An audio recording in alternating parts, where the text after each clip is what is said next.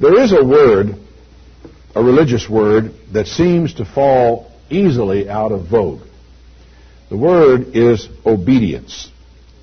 Now, the word implies submission to authority, and because authority is so easily abused, obedience falls too quickly into disfavor.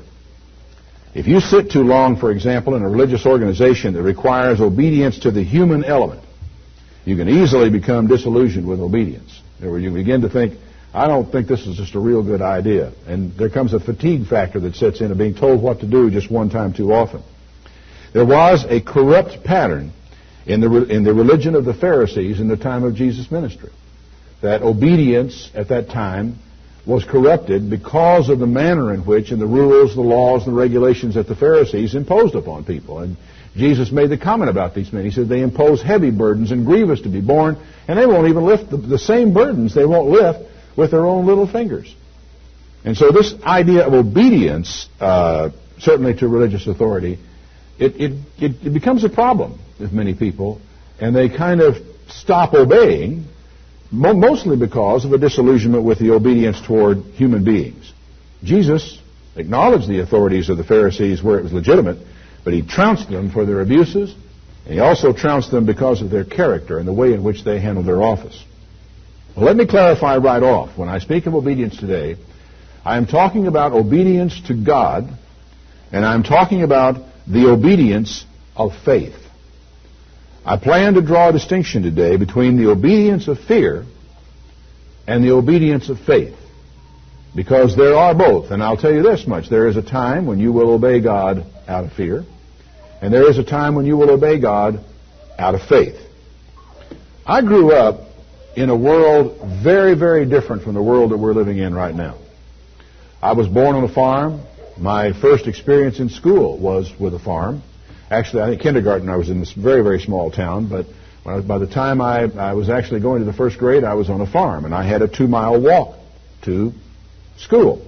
When I was in kindergarten, I had probably a half-a-mile walk to kindergarten, and I made it alone. There was no school bus. I think I was shown the way a couple of times, and after that, I left the house, and I toddled on down to the kindergarten place by myself because, I was 5 years old. I knew my way around my community, and we didn't have a bunch of lecherous men or criminals preying on our community. Any type of crime at all was relatively rare. I think there might have been one policeman in the town, apart from the sheriff, and that was about it. There just wasn't a lot that anyone had to worry about. You could put your kid out on the street, send him down to kindergarten, and he'd come home after kindergarten was over, provided there was some discipline. When I was in the first grade, it was a 2-mile walk to school. But 2-mile walk in those days, nobody thought anything of that. Nowadays, it's very daunting. In those days, it was it was just ordinary. And so I was pushed out the front door with my lunch in my hand and went the 2 miles off to school. And when school was over, I was pushed out the school door and I toddled on my way home. And once in a while, if I delayed too long, a neighbor would come out from some farm along the way and say, "Well, there's Ronnie. He's there playing in the ditch again, in the water in the ditch," instead of getting on home. And they would come down to me and send me on back toward home. Nobody worried that much in those days. It was safe for 2 reasons for me to do that. It was safe because there were really hardly any threats in the environment at all. And I was safe because I feared to disobey my parents. That's the other aspect of it. Now, when I was a lad, I was told not to play in the street, so I did not. Isn't that simple? You tell your kid, don't do this, and he doesn't do it, because you told him. Works that way all the time, right? I hear some laughter and some skepticism in the audience. Well, no, it doesn't. Now, it was not so much that I didn't do it. I didn't play in the street because I saw the danger, nor was it because I had all that much faith in my parents' judgments. Because at that time, I didn't know from anything about whether they really knew what they were doing or not. I did know one thing, though. I knew that if I got caught playing in the street, I would pay a rather severe penalty. The penalty mostly involved pain of the posterior, and it was usually administered with a rather broad belt. So because of the discipline that I was under in my family, when they told me not to play in the street, mostly I did not play in the street. I did so, I stayed out of the street because of a fear of my father and a fear of my mother, who would chastise me if I disobeyed. That was simple. That was the obedience of fear. As I grew, I came to understand my parents' rules, and my obedience to them became one of faith in them at times, when it was comfortable and when it really suited. And I'm afraid there were many times when, even though I thought they did know what they were talking about, I had figured out a better way, and so I obeyed them at times, and at times I did not. Now, there is an almost irresistible temptation built into this world in which you and I live. And it's something your children cannot really deal with. It is something your adolescents cannot really deal with very well either. It is this: not every transgression is punished. Not every wrong brings wrath down on your head. In other words, you can do wrong 100 times and nothing terrible happen to you. God, by and large, only punishes for two reasons.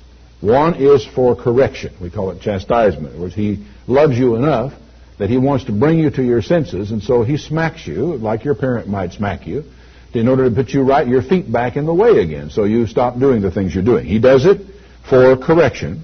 And then the other reason God sometimes punishes is for final judgment. If you want a good illustration of that, look at the record in Genesis regarding the final punishment of Sodom and Gomorrah. So these are the two areas. Now, He basically leaves all the in-between untouched. There is no meanness in God. He never, ever chastises or punishes because He is offended at you. You follow me? You can't really hurt God's feelings. You can't really offend God in that regard. You can offend, I suppose, in some aspects, but the fact is that God is not mean, and He does not punish you just because you somehow injured Him or caused Him some inconvenience. He punishes for correction or for judgment. So, we live our lives like one long game of chicken.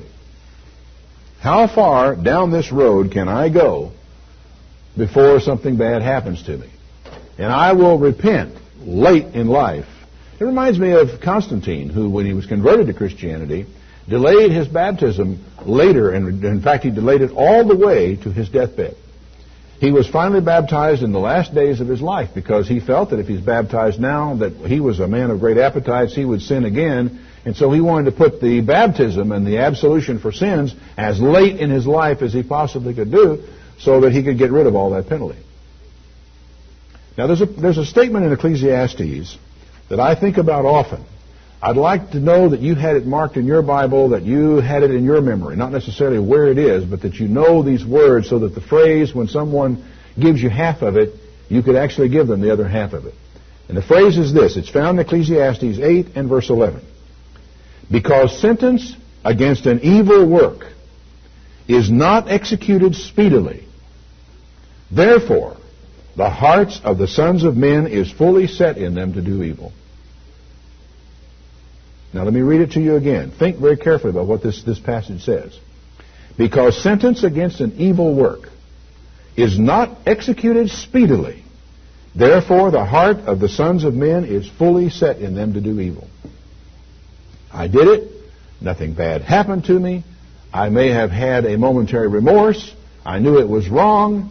I was sorry. I prayed. I asked God's forgiveness. And then a day passes, 2 days passes, 3 days passes, and my life is going on just like it has always gone on. Nothing happened. And so, when the temptation comes around again, there is a logical presumption. I did it before. Nothing bad happened. If I do it again, nothing bad is going to happen. And so I do it again, and something bad doesn't happen again. And again. And again. Right? That's the way life is. Most of the time, when we sin, nothing terrible happens at all. He then says, though a sinner do evil 100 times, and his days be prolonged, yet surely I know it will be well with them that fear God, which fear before Him. Though a sinner do evil 100 times. Isn't that life? Isn't that what we're talking about? You go out there and you do evil 100 times and nothing terrible happens.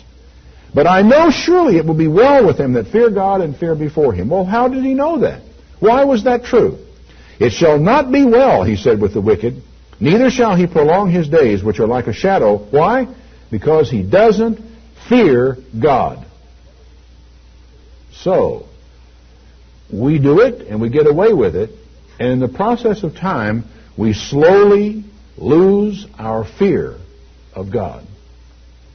Just like when we're children and we do something and our parents don't find out about it, there's no reason to fear Dad. Dad's not going to do anything about it to you because he doesn't know. And there are prophets in the Old Testament that will ask this question of sinners in Israel. They say, doesn't God know? Do you think that the reason nothing has happened is because God doesn't know what you have done? He doesn't realize what you have done? That's why nothing bad has taken place? Whereas people don't understand that what God does is give you room to turn your life around. Sometimes it takes a little while. Sometimes it takes a while for us to think our way through. Sometimes it takes a few tries and failures to break bad habits. Sometimes we need a little slack in order to get ourselves right again. And so He gives us room and room. But the biggest mistake we make is that we think nothing is happening when something very important is happening. It's imperative that we have a level of discipline in our lives. It's imperative that we realize that we need to fear God. We learn to fear God, and well, we should, because a child learns to fear his dad. Because there are times in our lives when we cannot survive without it. The fact of the matter is, the fear of my dad, the fear of my mother, and the fear of that belt kept me out of places I had no business going, and I might not have made it through life if I hadn't have had a little bit of that fear. And the fear of God has kept me from doing things I otherwise should do. Oh, I know I could possibly get away with it. But what if I don't? What if this is the time He decides to yank me up short? Because the truth is, God will punish people He loves. Yes, He will. And so the fear of God is just and right and clean. And it's far better that you obey God because you fear Him than that you don't obey Him at all. Fair enough? Sure, you may get away with it this time. But don't assume that nothing is happening. Now, when faith comes, the whole dynamic is changed. Everything is different when faith comes. Because when I grew away from my parents, I did not fear my parents any longer. There came a point in time, I don't know when exactly it was, but all the way through most of high school, there was still that fear. I don't know when my last spanking was, but it was a long way before I graduated from high school, I can assure you. But there were still certain fears involved. There were economic sanctions that could be taken, being grounded and kept at home, odds and ends like that were still in there. So there was that fear. But when I went down and held up my hand and swore my allegiance to the United States Navy, lots of stuff changed in my life because I had no more reason to fear Mother and Dad, but I did exchange it for a fear of a much larger and greater kind. And that's the fear of the United States Navy and the Uniform Code of Military Justice. But that's another story entirely. The point is, though, that I did not fear my parents any longer. But in the years that I lived in their home, and under their jurisdiction and under their guidance, they built into me an element, which in today's language we call character. Character. They taught me to do certain things and not to do certain things. And I would expect that as years went by, that they look back, and I would look back, and I could wish that they had done a better job in certain areas. I could wish that I had learned this. I could wish I had learned not to do that. There are a lot of I could wishes about my upbringing, but I can remember some things that are very important. One of them is I grew up all the way through my years in grade school, high school, all my time at home, and my visiting with aunts and uncles. I had plenty of chastisement over the years. But I also had plenty of love, and there was never a time in my life when I did not believe that my mother and my father and my aunts and my uncles and all the people who were kind of supervising me, never a time when I thought for a moment that they did not love me. And in the process of all that I went through, I did develop some character in certain areas that has served me very well down through life. Now, I can cross the street without holding my dad's hands. But there is still a danger in crossing a street, is there not? The streets haven't changed. If anything, they have become more dangerous than they were back then. The danger is still there. But what the difference is that now I had to apply the law to my life instead of having them apply it for me. So I walk up to a street corner ready to cross the street, And instead of paying attention to what my mother is doing and holding onto her hand while she looks at the light and waits for it to change, now I look at the light and I wait for it to change and I walk across. I have also become sophisticated enough to know that if I walk up to a curb and I look both ways and I look this way and that way and there's no traffic anywhere in sight, that I can cross against the light in absolute safety. Nothing in sight includes, of course, no policeman being in sight if I'm going to jaywalk, although I don't think that many policemen are carried in mind that much if you cross against a red light when there is absolutely not a car of any sort in sight. I could exercise judgment then in my life. I could evaluate the things that were around me, and I could decide what I could do without consequences because I knew what the spirit of the law was all about. The same thing is true of the Torah, that is, of the law in your Bible. There are many things that I find written in that law which are very important guides to life, and yet I can also see that in reading them that it's permissible for me to apply judgment to know how I do them, or even in some cases whether I can do them in the modern world.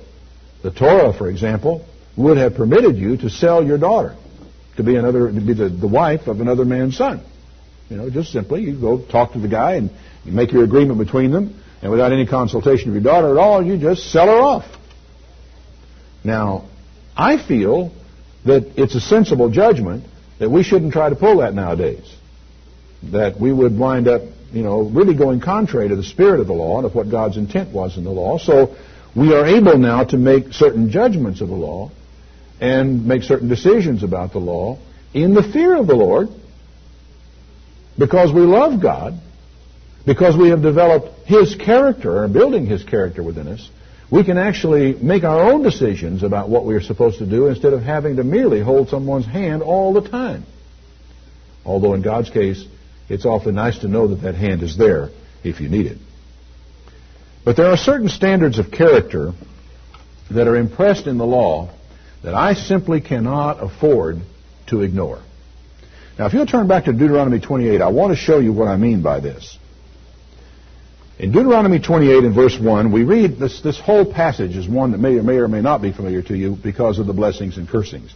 But listen to what he says in chapter 28, verse 1. It shall come to pass that if you will listen diligently to the voice of the Lord your God, to observe and to do all His commandments which I command you this day, that the Lord will set you on high from all the nations of the earth. And all these blessings shall come upon you and overtake you if you shall listen to the voice of the Lord your God. If you'll just do what your dad told you, life is going to work. Things are going to be what you want. He said, these blessings will overtake you. Blessed you'll be in the city. Blessed you shall be in the field. Blessed will be the fruit of your body and the fruit of the ground, the fruit of your cattle, the increase of your cattle, the flocks of your sheep. Blessed are your basket and your store. You'll be blessed when you come in. You'll be blessed when you go out. Life is just going to work for you. Under what circumstances? Well, if you keep my commandments. Now, this is a pretty good deal. This is an awfully good deal. This is a fine guarantee. There's a problem here, though. I believe, well, before I tell you what I believe about this, let me give you the other side of the coin. First of all, finishing this thought off, verse 7. The Lord shall cause your enemies that rise up against you to be smitten before your face. They will come out against you one way and flee before you 7 ways. Now, this is a national promise going on here. It means you're not going to lose a war. Your enemies can come out stronger than you are, and they're going to flee before you. Now, what are the dynamics that make all this stuff possible? Before I go to that, let's come on down to verse 15. It shall come to pass that if you will not listen to the voice of the Lord your God, if you will not observe all His commandments and His statutes that I command you this day, that all these curses will come upon you and overtake you. Cursed shall you be in the city, and cursed shall you be in the field. Cursed shall be your basket and your store. Cursed is the fruit of your body. You're going to have abortions and miscarriages. The fruit of your land, the increase of your kind, the flocks of your sheep. You'll have terrible cattle diseases that will wipe out whole herds. Cursed shall you be when you come in, and cursed shall you be when you go out. The Lord shall send upon you cursing, vexation, and rebuke, and everything you set your hand to. Life is not going to work for you. Now, why? What happens? Now, I'm afraid that many of us have not grown out of the juvenile assumption that God is waiting around the corner, and that if we disobey Him, He's going to come around there and beat up on us. He's got a club in His hand. He's going to hit us with it. He's going to hurt us and chastise us. And we're afraid of what God will do to us if we go contrary to His Word. As I say, that is juvenile, because it's justified to some extent when we're children. We may know our mother and father love us, but at the same time, we know that what we really have to concern ourselves with when the commandment comes to us to stay out of the street is not that we're going to be turned into jam by a passing 18-wheeler. It's that our bottoms are going to be turned red by Dad or by Mom when they find out that we did something they told us not to do. Right? And so consequently, as we grow up, we grow out of that thing with our parents. But I sometimes wonder how much we have grown out of that way of thinking about the law of God from a spiritual point of view. That we are still doing it more because we're afraid of what God's going to do to us than because of the promises and the curses that follow. Notice the word follow. The blessing follows. The curse follows you. It's like, you turn back and there's one of the neighborhood dogs that's following you down the street, which we encounter a great deal. They decide to go walking with us. They follow you.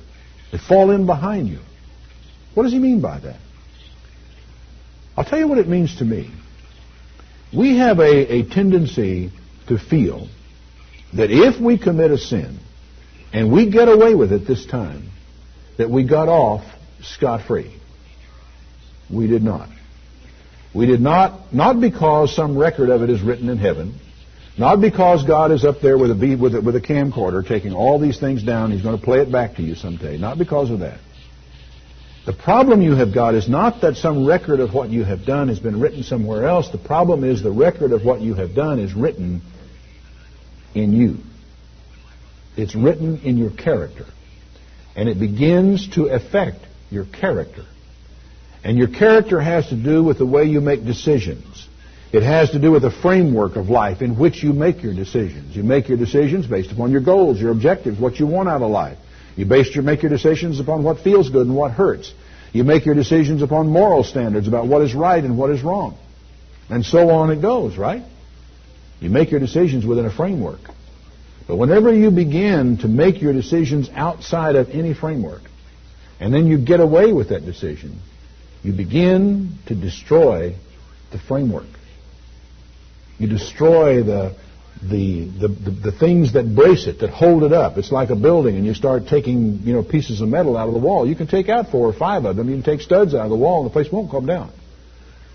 You can take studs out of this wall, and the place won't come down until the building is under stress, or until you go one stud too far, or you put them just a little far apart. But sooner or later, when stress comes on the building, the thing will come down. It's just like your life. You can't play that game and play it until the character will begin, without the character beginning to come undone on you. It's not so much that God beats up on us for our sin, because we would probably all think we'd be better off if He did. But what He wants out of us is obedience of faith. Obedience that comes about because we trust Him, because we accept Him, because we respond to what He has taught us. You do understand, don't you, that the word Torah from your Old Testament for the first 5 books of the Bible means teachings or instruction? It doesn't really mean law. Law in the sense of a controlling thing with policemen to come around and put the handcuffs on you. It actually is a teaching or instruction, the light to your feet, the lamp to your path that tells you how to live your life. It is the framework within which you can make decisions for life without your life falling down. It's that simple. And so as a consequence, when you look at a nation that begins to make decisions outside of its framework again and again and again, and your national character comes apart, well, your whole national purpose will fall. This is why Jesus said what He did in Matthew 17. He said, "Don't think I'm come to destroy the law. I have not come to destroy the law of the prophets, but to fulfill. For verily I say unto you, till heaven and earth pass, not one jot or one tittle shall in no wise pass from the law, till everything has been fulfilled or come to pass. Whosoever therefore shall break one of these least commandments and shall teach men so, shall be called the least in the kingdom of heaven. Whosoever shall do and teach them, the same shall be called great in the kingdom of heaven. For I say unto you, that unless your righteousness shall exceed that of the scribes and Pharisees, you're not going to enter the kingdom of heaven. Now, I will grant you that for us to have any righteousness at all, we have to have the forgiveness of Christ, the sacrifice of Christ. But at the same time, he tells us that our righteousness, and he's right in the context of breaking the law or keeping the law, and teaching the law or not teaching the law, that our righteousness, and righteousness, all thy commandments are righteousness, that unless we can get our act together, we're not going to be in the kingdom of God. Why? Because the law, obedience to God, the obedience of faith has to do with the development of character.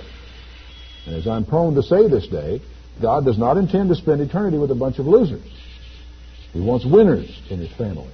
And winners are people of character who have a framework within which they can make decisions. Now, there's a silly argument out there that the law of God, or certain parts of it, have been abolished.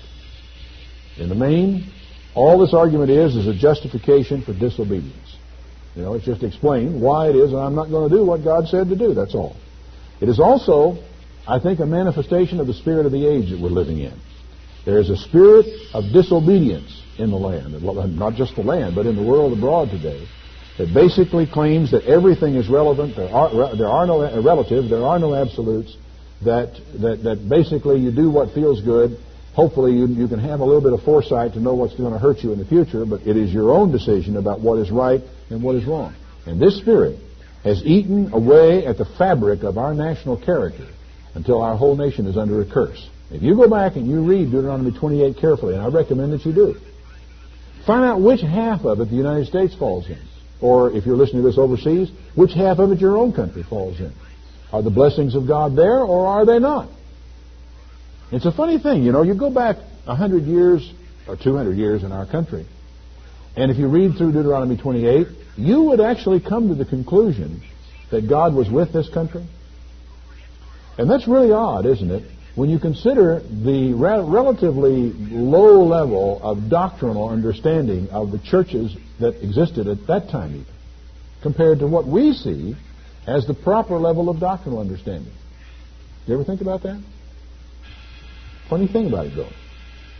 Preachers 200 years ago preached a great deal from the Old Testament. They preached from the law of God. They did not teach that the law of God had been abolished. They taught right. They taught wrong. There were behaviors that were right, there were behaviors that were wrong, and God was going to get you if you did them wrong. In fact, they were so eager to impress upon everybody's mind the importance of right behavior, they talked about hell. I mean, a hell that would burn and burn and burn and burn, and you'd suffer and be tormented for all eternity if you don't mend your evil, wicked ways. They scared a lot of people into doing the right thing. Well, I can't say that that's a whole lot worse than just letting them do the wrong thing. Unfortunately, it didn't prepare them well enough for the time when there was no external authority, and maybe the fear did depart, but that's another subject for another day. The truth is that the fabric of our national character has come apart. In fact, the problem we've got is that it could be the same way in our own life if we're not careful. If obedience becomes inconvenient to us and we decide, well, I'll do it, I'm going to do it my way instead of God's way.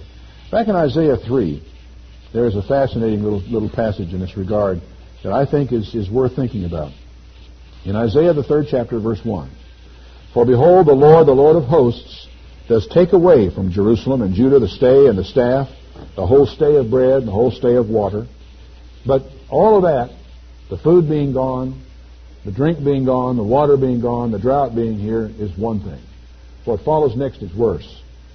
I've taken away from them the mighty man, the man of war, the judge, the prophet, the prudent, the ancient, the captain of 50, the honorable man, the counselor, the cunning artificer, the eloquent orator.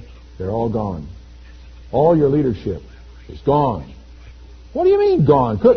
Surely there were some strong people left somewhere. Well, there were strong people, all right, but they were people who had no character.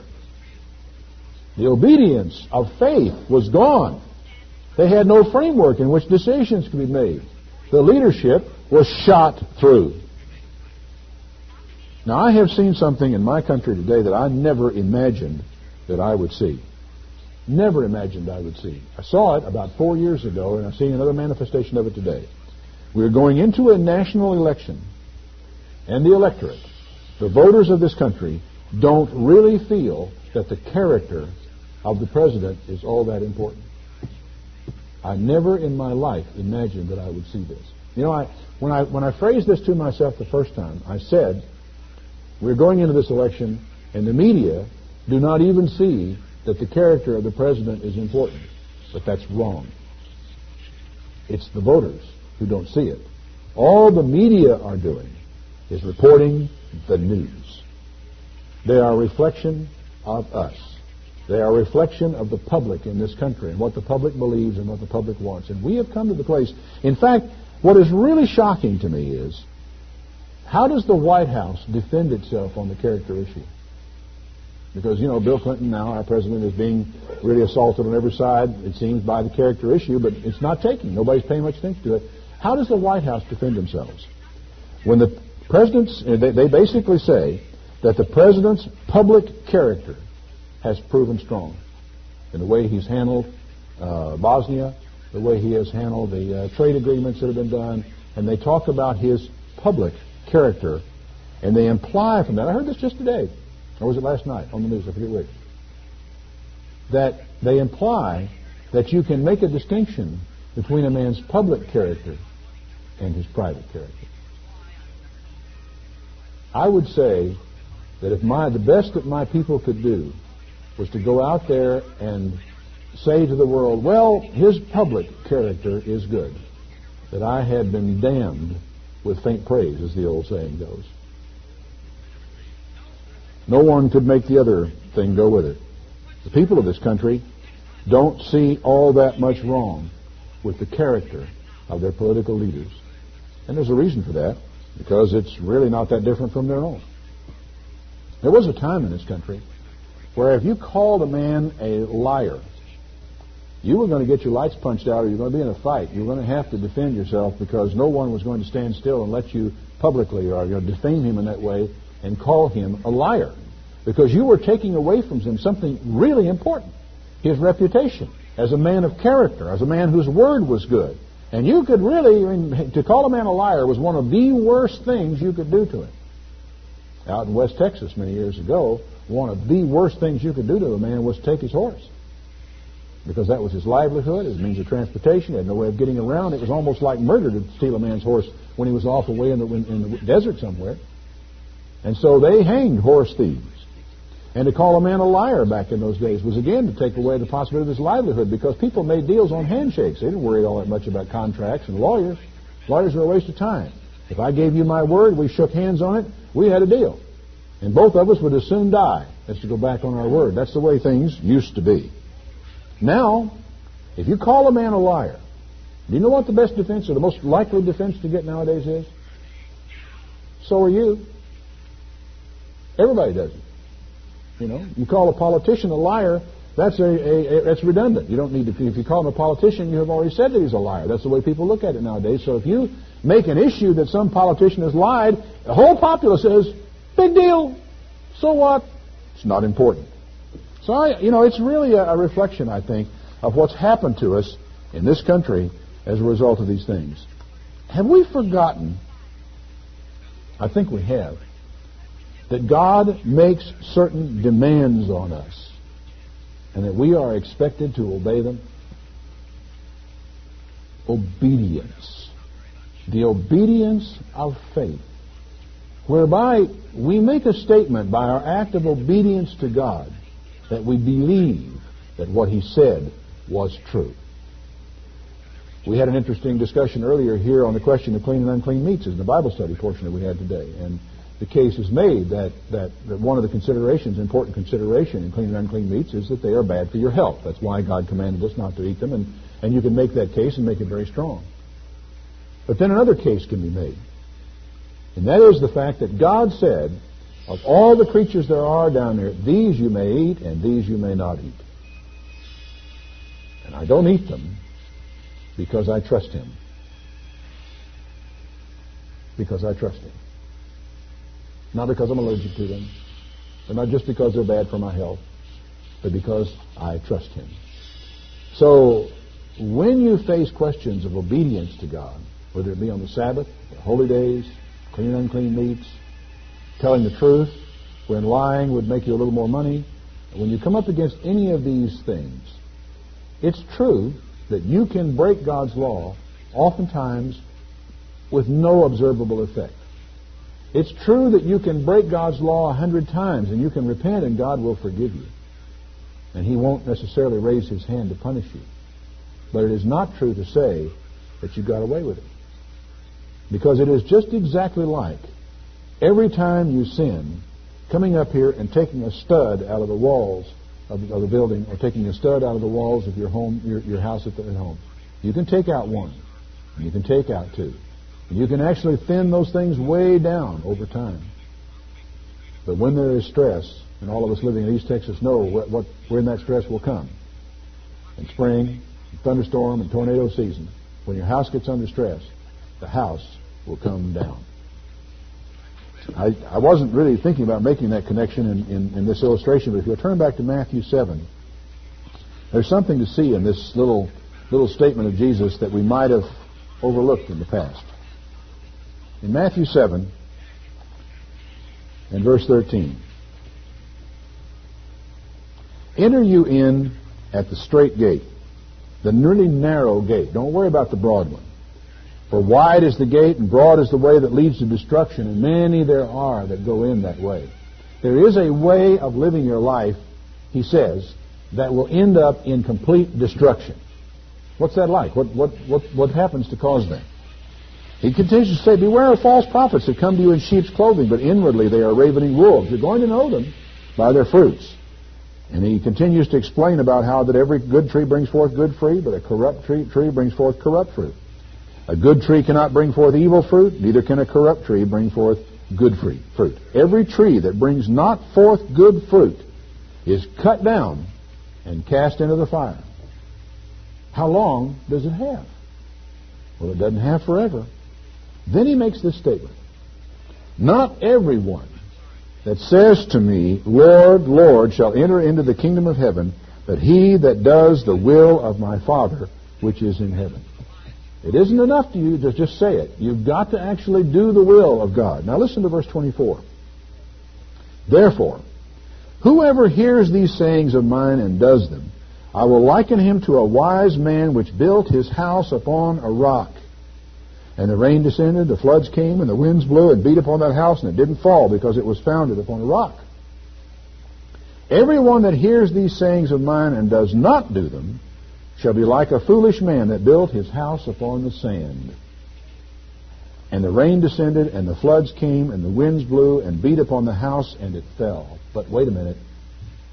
It didn't fall until it was under stress.